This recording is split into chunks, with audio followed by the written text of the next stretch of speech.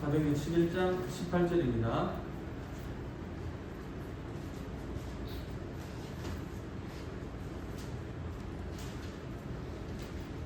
같이 보겠습니다. 그들이 이 말을 듣고 잠잠하여 하나님께 영광을 돌려 이르되 그러면 하나님께서 이방인에게도 생명없는 회개를 주셨더라 하니라. 아멘. 오늘 말씀의 제목은요, 회개는 영원한 생명을 얻게 합니다. 제 기억으로 제가 처음 그러니까 성인 예배, 어른 예배에 참석했던 때가 중학교 한 2, 3학년 때쯤으로 기억을 합니다.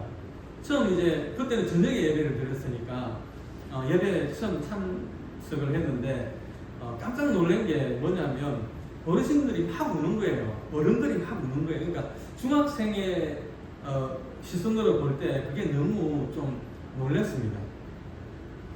어른이 운다는 것이 좀 신기하기도 하고 놀랬던 것 같습니다. 예수 믿는 사람들이 눈물로 기도하는 것은 그건 당연한 것이죠. 내 죄가 보여서 그리고 주님의 크신 은혜를 받고도 내 힘으로 어찌할 수 없는 많은 것들로 인해서 우리는 주님 앞에 눈물을 뿌리며 기도할 때가 많이 있습니다. 이것이 영적인 사람의 모습이라고 생각을 합니다. 그런데 세상 사람들은 육에 속해 있기 때문에 영적으로 말을 하면 장님과도 같죠. 장님은 자기 몸에 무엇이 묻었는지 모릅니다. 안 보이니까요. 그래서 육의 사람들은 죄를 지어도 그냥 경찰에게 안 걸리기만 하면 그냥 장땡인 것입니다. 수단과 방법을 가리지 않고 그저 물질, 자기 영광, 그리고 음란을 위해서 살아가는 것이 바로 세상 사람들입니다. 죄는 원죄가 있고 또 자범죄가 있죠. 원죄는 아담과 하와가 범죄함으로 말미암아서 인간이라면 생리적으로 지니게 되는 본질적인 죄를 말하는 것입니다.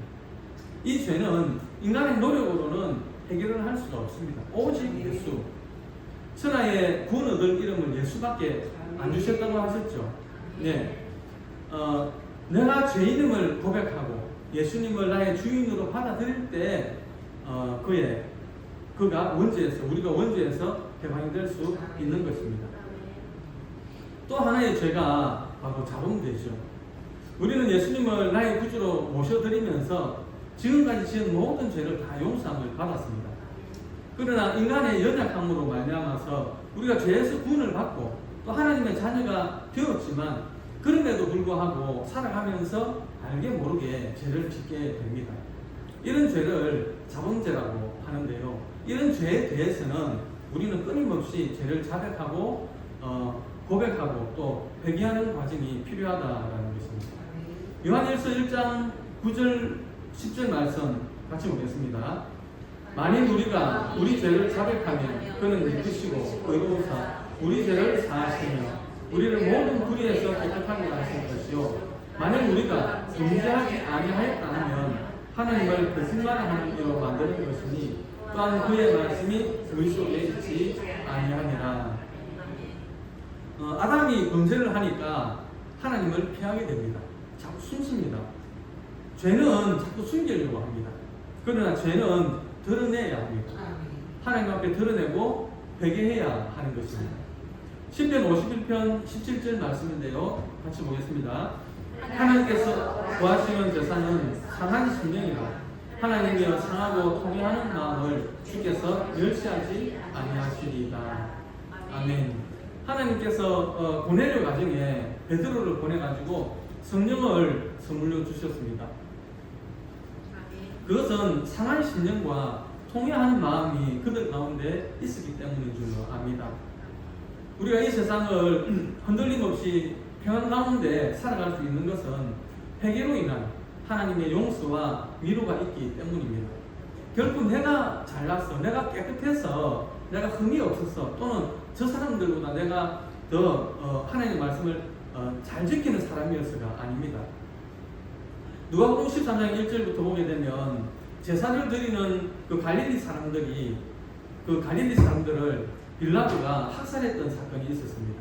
이 사건을 가지고 사람들이 예수님에게 질문을 했을 때에 예수님은 그 갈릴리 사람들이 다른 갈릴리 사람들보다 죄가 많아가지고 그런 일을, 죄가 더 많아서 그런 일을 당한 것이 아니다 그랬습니다.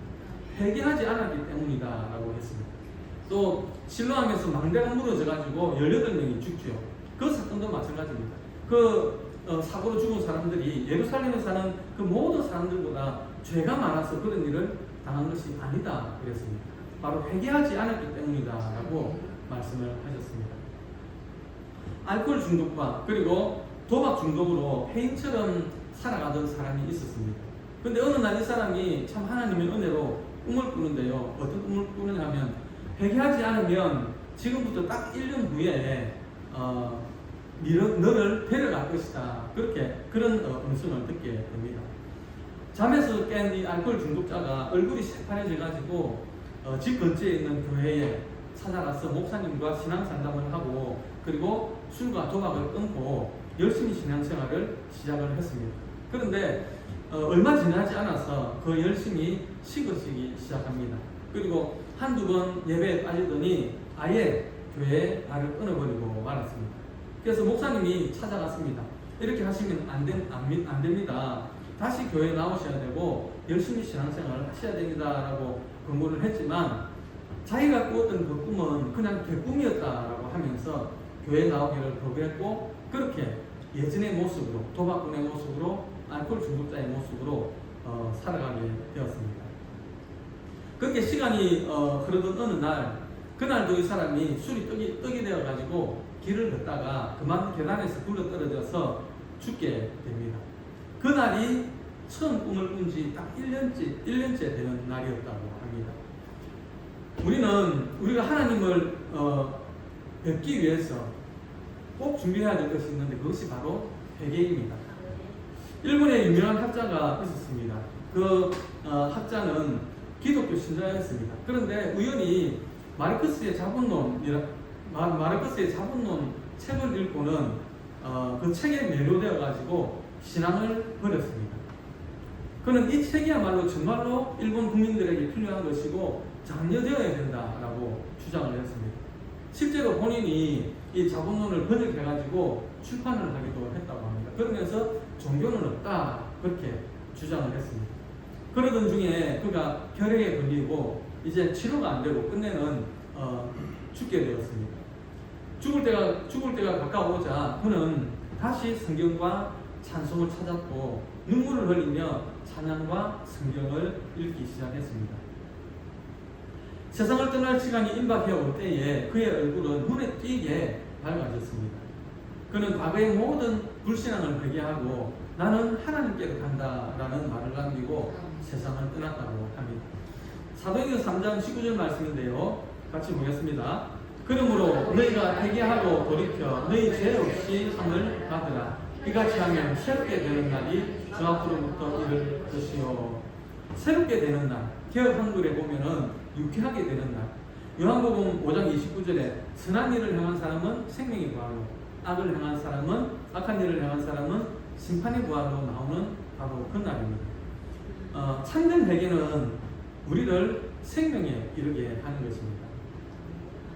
오늘 본문에서 베드로는 경건한 사람들의 예를 따라서 하루에 3번 하나님 앞에 기도하는 시간을 가졌던 것 같습니다. 베드로는 기도하려고 다락에 올라갔습니다. 배가 고픈 중에 베드로는 하나님께서 온갖 그 짐승들 그리고 파충류와 조류를 담은 그릇이 하늘로부터 내려오는 환상을 보게 됩니다. 하나님께서 베드로에게 이 짐승들을 먹으라고 말씀을 하셨습니다.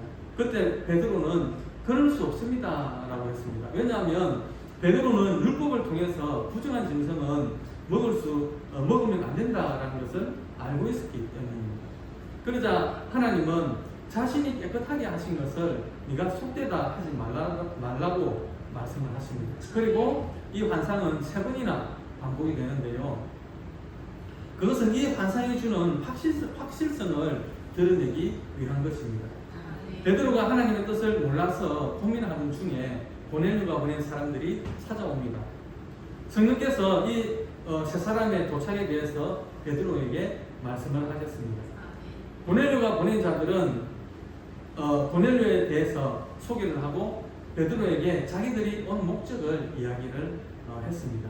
그러자 베드로는 그 사람들을 맞아들여서 유숙하게 합니다. 그는 환상의 의미에 대해서 이제 분명히 알 수 있습니다. 그래서 고넬료 집으로 갑니다. 고넬료는 그의 일가와 친구들을 불러놓고 베드로의 말을 들을 준비를 하고 있습니다. 베드로가 들어오자 고넬료는 그를 하나님의 사자로 여겨서 극진히 공손하게 맞아들입니다.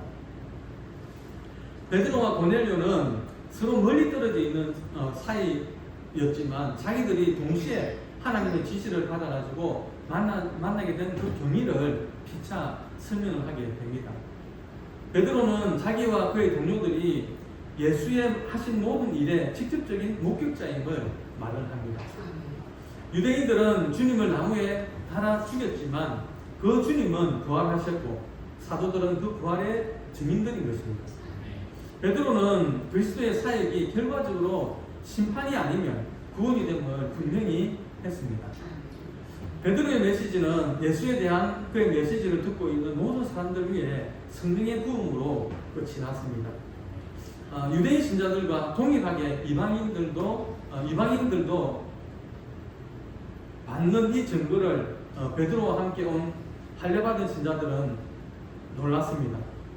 이에 베드로는 그들이 그리스도를 믿음으로 성령을 받고 방언을 말함으로 물세례를 주고 그들과 여러 날을 머물게 됩니다. 그러자 예루살렘에 있는 할례받은 신자들이 이 문제에 대해서 말을 하자 베드로는 자신이 본 그 환상과 그것의 성취와 그리고 고넬료 집에서 있었던 일들을 상세하게 설명을 하게 됩니다. 사도행전 11장 17절 말씀인데요. 같이 보겠습니다. 그런즉 하나님이 우리가 주 예수 그리스도를 믿을 때 주신 것과 같은 선물을 저희에게도 주셨으니 내가 누구말로 하나님의 능히 맡겼느냐 하더라. 베드로는 하나님께서 유대인들 뿐만이 아니라 이방인들 가운데서도 택한 백성들을 두셨다는 사실을 증거했습니다. 예루살렘 교회 교인들은 베드로의 증언을 들으면서 큰 충격을 받았습니다. 베드로가 말한 대로 고넬료와 그의 식구들이 베드로가 설교하는 동안에 성령을 받았다면 그들은 하나님께서 이방인에게조차 생명 없는 회개를 주셨다는 결론밖에 내릴 수 없기 때문입니다. 에스겔서 11장 19절 20절 말씀 같이 보겠습니다. 내가 그들에게 한 마음을 주고 그 속에 새 영을 주며 그 몸에서 돌같은 마음을 제거하고 살처럼 부드러운 마음을 주어 내 인내를 따르며 내 기대를 지켜 행하게 하리니 그들은 내 백성이 되고 나는 그들의 하나님이 되리라. 36장 26절에서 28절까지도 같이 보겠습니다. 또 새 영을 너희 속에 두고 새 마음을 너희에게 주되 너희 육신에서 굳은 마음을 지우고 부드러운 마음을 줄 것이며 또 내 신을 너희 속에 두어 너희로 내 인내를 행하게 하리니 너희가 내 기대를 지켜 행할지라. 내가 너희 열조에게 준 땅에 너희가 거하여 내 백성이 되고 나는 너희 하나님이 되리라. 아멘. 미국의 어느 동네에 공장에 다니는 불량한 아들과 그리고 믿음이 좋은 어머니가 살고 있었습니다. 어머니는 늘 이 아들을 위해서 기도를 했습니다. 공장에서 밤늦게 돌아오는 아들을 위해서 문 앞에 외등을 항상 켜놓았습니다. 그런데 이 어머니가 갑자기 병을 얻게 됩니다. 그리고 병세는 날로 더 심해졌습니다. 하루는 이 아들이 밤늦게 이제 돌아오는데 집 앞에 등이 켜져 있지 않은 겁니다. 그래서 아들이 놀래가지고 방으로 뛰어들어가 보니까 어머니는 벌써 운명을 하셨습니다. 어머니가 그 옆에 유서를 한 장 남겨놓았는데요. 그 유서에는 이렇게 적혀 있었습니다. 내 사랑하는 아들아, 나는 너의 방탕한 생활을 회개케 하기 위해서 매일 3번 기도를 했다. 그리고 너로 하여금 빛 대신 예수님을 알게 하기 위해서 매일 밤 불을 켜 놓았다. 네가 예수님을 믿고 의로운 사람이 되기를 바랄 뿐이다. 천국에서 너를 만났으면 좋겠구나. 그렇게 유서에 쓰여져 있었습니다. 아들은 어머니의 유서를 읽고 자기에 대한 어머니의 지극하신 사랑과 기도의 감화를 받아가지고 지금까지의 잘못을 회개하고 예수님을 믿어서 신실한 신자가 되었습니다. 철로 역정에 보면 멸망의 도시에서 출발을 해가지고 천성을 향해 가는 크리스천이 나옵니다. 이 크리스천이 해석자의 집에 도착했을 때 짐승처럼 머리카락이 길고 눈이 움푹 들어간 사람이 절망의 우리에 갇혀서 탄식하는 그 이야기가 있습니다.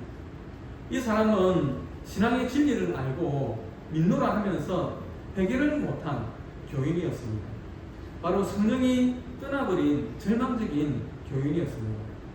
성령께서 자주 감화 감동을 주셨는데도 끝끝내 복종하지 않다가 성령께서 아주 떠나가버린 절망의 모습을 존 번연은 우리에게 보여주고 있습니다. 우리는 회개하며 겸비한 심령으로 가난한 마음으로 주님의 무한한 긍휼과 사용하심의 은혜를 구하면서 주님의 보좌 앞으로 나아가야 하겠습니다. 1세기에 어떤 랍비가 제자들에게 이렇게 강조를 하는 것입니다. 죽기 하루 전에는 꼭 회개를 해야 된다. 그래서 제자들이 궁금해서 물어봅니다. 선생님, 사람이 언제 죽을지 모르는데, 오늘 죽을지 내일 죽을지 1년 후에 죽을지 모르는데 어떻게 하루 전에 회개를 할 수 있습니까? 그래도 랍비는 한결같이 이야기를 합니다. 죽기 하루 전에는 꼭 회개를 하라. 이 말에는 두 가지 의미가 있습니다. 하나는 내가 내일 죽을 수도 있기 때문에 항상 오늘이 마지막이라는 의식을 가지고 살아라라는 뜻이고, 두 번째는 지금 당장 회개는 내일로 미루는 것이 아니고 지금 당장 해야 되는 것이다 라는 뜻이기도 합니다. 하나님의 원하시는 제사가 상한 심령 곧 회개입니다. 회개는 용서와 위로를 받게 하고 언젠가 우리가 하나님을 배울 때에 우리를 유쾌하게 하고 영원한 생명을 얻게 할 것입니다. 이 사실을 믿고 회개함으로 우리 스스로의 신앙의 부흥도 이루고 또 우리 주사랑교회도 부흥하는 역사가 이루어지기를 주님의 이름으로 축원합니다.